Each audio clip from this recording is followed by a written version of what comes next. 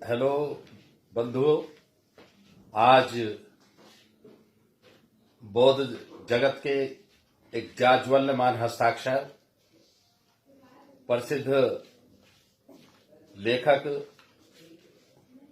घुमक्कड़ कई देशों में जाकर बौद्ध धर्म की पताका उतुंग करने वाले अनेक भाषाओं के ज्ञाता महापंडित राहुल सांकृत्यायन जी का जन्मदिन है। उनका जन्मदिन उत्तर प्रदेश के आजमगढ़ जिले में 9 अप्रैल 1992 में हुआ था। हम देखते हैं, इस आधार पर हम देखते हैं उनका जन्म 1893 में हुआ था। 9 अप्रैल को 1893 का मतलब ये हुआ कि वो बाबा साहब से 2 साल छोटे थे। उनका जो मृत्यु हुई, जो उनका निधन हुआ, वो बाबा साहब के जन्मदिन यानी कि 14 अप्रैल को 1963 में हुआ। क्या संजोग है कि अप्रैल में जन्म, अप्रैल में उनका निधन। यह अप्रैल महीना बड़ा विशेष महीना है। इस अप्रैल के महीने में बड़े बड़े महापुरुषों के जन्म हुए हैं। विशेष रूप से ध्यान देंगे तो आपको पता चलेगा, संसार भर के सबसे बड़े चक्रवर्ती सम्राट अशोक का जन्मदिन वो चैत्र के माह में, जो अक्सर अप्रैल में ही पड़ता है, हुआ। उसके अलावा बाबा साहेब डॉक्टर अम्बेडकर का जन्म अप्रैल में हुआ। महामना ज्योतिबा फूले, जो अपने महान सामाजिक क्रांति थे, उनका जन्म अप्रैल में हुआ। और चक्रवर्ती सम्राट अशोक के दादा, आदर के जोग मौर्य सम्राट चंद्रगुप्त मौर्य का जन्म भी अभी 21 तारीख को इसी महीने में पड़ रहा है। तो ये जो अप्रैल का महीने में महापुरुषों की एक तरीके से वर्षा होती नजर आती है। तो आज हम राहुल सांकृत्यायन जी के संबंध में कुछ शॉर्ट में चर्चा करेंगे, इसलिए कि हम उनके प्रति ऋणी हैं। एक बौद्ध होने के नाते, अम्बेडकरी होने के नाते, बुद्धिवादी होने के नाते, समाज सुधार के कार्य में रुचि रखने के नाते हम आज उन पर संक्षिप्त सी चर्चा करेंगे। आपको उनके शब्दों में 2 लाइनें, ये पुस्तक उन पर हमने लिखी है, महापंडित राहुल सांकृत्यायन जीवन, व्यक्तित्व एवं कृतित्व। ये किताब है, बहुत शिक्षाप्रद है। बहुत सारी सूचनाएं इसमें बटोर कर रखी गई हैं। पहला संस्करण बहुत छोटा था, ये उसका दूसरा संस्करण है। इसमें उनको ठीक से समझने के लिए हमें उन्हीं के एक कथन को आधार बनाना होगा। उनका एक कथन है जो इस किताब में हमने दिया है, हिंदू संस्कारों में पले आदमी के लिए ईश्वर और आत्मा का छोड़ना सबसे मुश्किल बात है।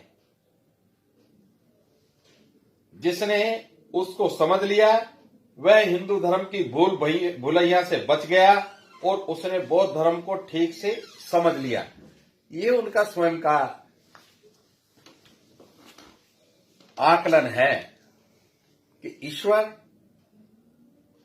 और आत्मा ये संसार के 2 भूलैये हैं उनकी दृष्टि में, और इनसे मुक्त हो जाना समझो मानव जीवन को सफल करना। यदि कहते हैं ना, मानव जन्म बड़ा दुर्लभ है, मिले न बारंबार। एक बार यदि व्यक्ति को मानव जन्म मिल गया और वो अंधविश्वासों में लिप्त है, तो ये मानव जन्म व्यर्थ है। वो व्यक्ति में और जानवर में एक बुद्धि का ही अंतर होता है।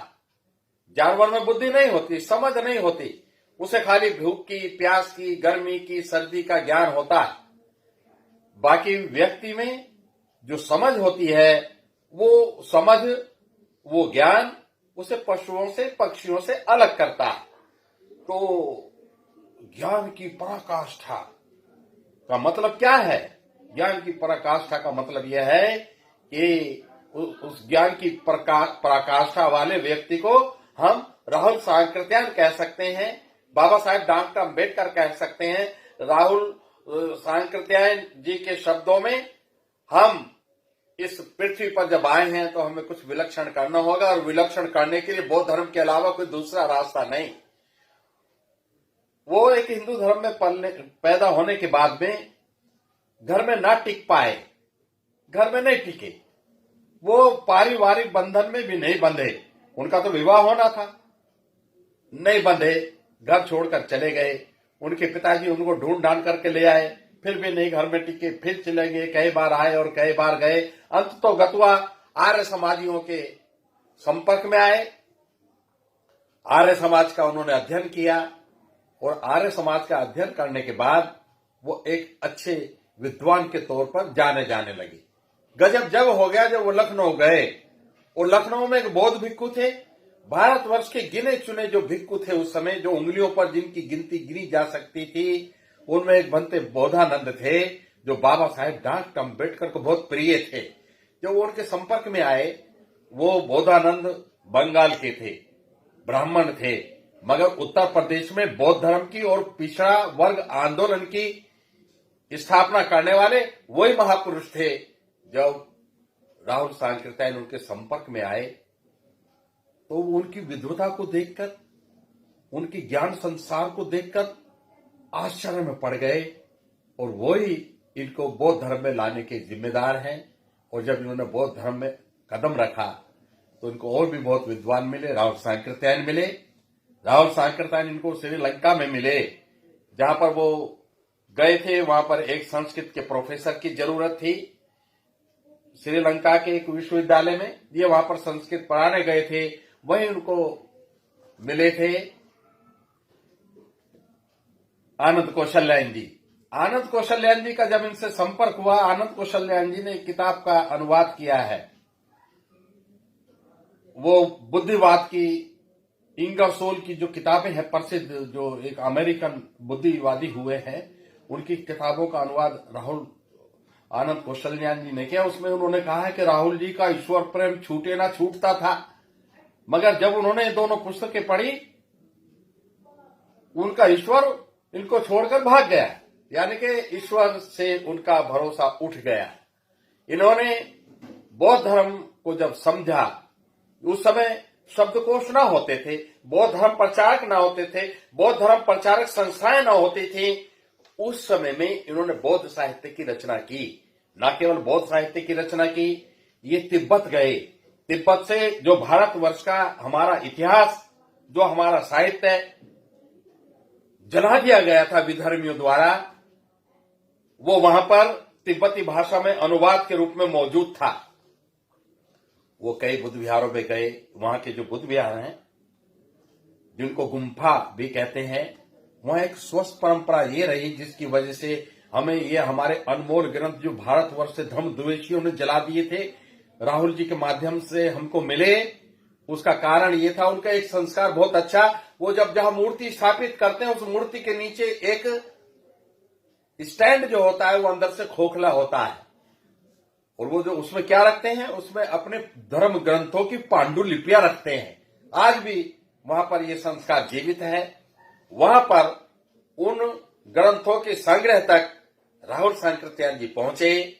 उन्होंने तिब्बती भाषा सीखी, वो तिब्बत में रहे, तिब्बती परिवेश में, तिब्बती वेशभूषा में रहे, और उन्होंने न केवल बहुत सारा साहित्य वहां लिखा, अपितु वहां की पांडुलिपियां भी प्राप्त करके जो भारतवर्ष में आए, 37 खच्चरों पर लादकर उन पांडुलिपियों को लाए थे, जो भारतवर्ष की असली विधा थी, असली खजाना था, असली दौलत थी। उसको खच्चरों पर लादकर हिमालय पर्वत जो दुर्गम होता है, बड़ा कठिन होता है, उसको पार करके भारतवर्ष में आए। और वो पांडुलिपियां कहां रखी गई? वो पटना के जायसवाल भवन, जिसको आजकल हम म्यूजियम कहते हैं पटना का, जो रेलवे स्टेशन के बिल्कुल नजदीक है, वहां पर रखी गई। बहुत दिनों तक वो सुरक्षित रहीं, मगर प्रतिक्रियावादी लोग, प्रतिक्रांतिवादी लोग, बड़े शातिर, उन्होंने वहां से उसमें से बहुत काम के जो ग्रंथ थे सब गायब कर दिए हैं, नष्ट कर दिए हैं। ये बड़े दुखद समाचार है। क्यों कि बौद्ध धर्म प्रेमी लोग बड़े प्रमादी हैं, बहुत आलसी हैं, फालतू कामों में लगे रहते हैं, अपनी विरासत को संभालने की उनको अभी सुध नहीं है। इसलिए वो सरकार के कब्जे में जो चीज गई समझो खत्म। तो वही हाल पटना में हुआ। अब जो पटना के संग्रहालय में जो राहुल सांकृत्यायन द्वारा लाए गए ग्रंथ थे जो बचे हैं वो विशेष महत्व के नहीं हैं। महत्वपूर्ण ग्रंथों को वहां से तबाह कर दिया गया, नष्ट कर दिया गया। बार बार समाचार आते रहे कि वो चोरी नहीं होते हैं, तुम इतने मजबूत ताले में रखते हो फिर चोरी हो जाते हैं। ये षड्यंत्र है उनका, जिनका वहां पर पहराव होता है। तो साथियों, मैं राहुल सांकृत्यायन जी के बारे में आपको बताऊं कि वो साम्यवादी भी थे। साम्यवादी क्यों थे? क्योंकि साम्यवाद में भी ईश्वर का कोई स्थान नहीं। ये एक तत्व ऐसा था जो उनको साम्यवाद के नजदीक ले गया। बाबा साहब के संपर्क में जब वो आए, उससे पहले वो बाबा साहब के संबंध में सही राय नहीं रखते थे।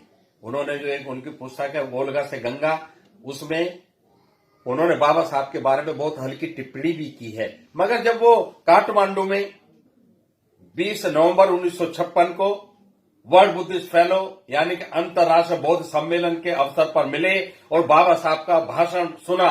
भाषण क्या था?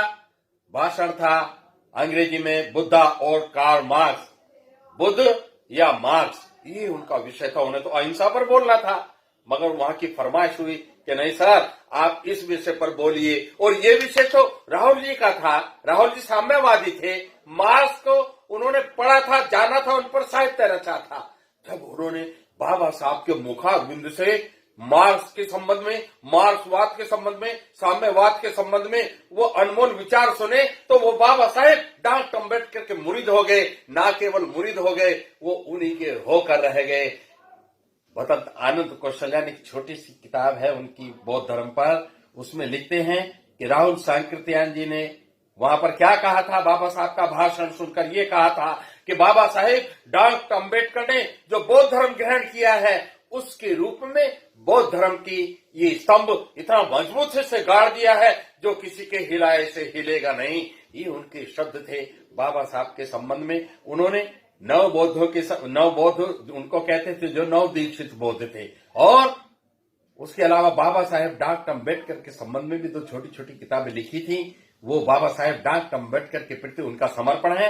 आज वो हमारे बीच में नहीं है, मगर एक सवाल हम अपने आप से जरूर करेंगे, वो ये है कि बाबा साहेब डॉक्टर अम्बेडकर के आंदोलन को चलाने वाले, चाहे वो भिक्खु हो, चाहे संस्थाकार हो, चाहे राजनीतिक हो, वो अपने मार्ग से भटक गए हैं। और आज बाबा साहेब डॉक्टर अम्बेडकर के आंदोलन में पंडित राहुल सांकृत्यायन जैसे, भगत आनंद कौशल्यान जैसे, जो दलित नहीं थे, पिछड़े नहीं थे, मगर यहां आकर उन्होंने अपनी सेवाएं दी। किस लिए? मानवीय होने के कारण। तो हमारे समाज में ऐसी प्रतिभाओं का सम्मान नहीं होता।